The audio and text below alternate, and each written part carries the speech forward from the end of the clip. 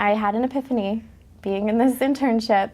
There was a person, I'm not going to say any names, who did mention that the reason why this intern chose to be in this internship was because this intern had difficulties, finding themselves in the world, and they couldn't find out where they belonged in life, and they felt like they were given the choice to choose which path they wanted to take and where their ancestry was and who they could connect with, and they just felt really insecure saying that they could call Yiddish their own.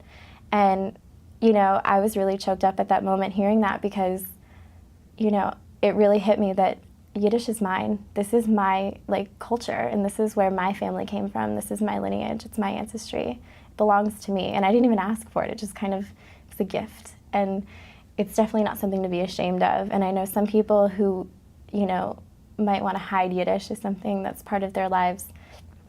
I just can't. It's really hard for me to even fathom what life would be like to not be able to claim that one thing as your own. And I know that growing up for my great-grandparents, they wanted to get rid of Yiddish coming into the United States. They didn't want to speak it.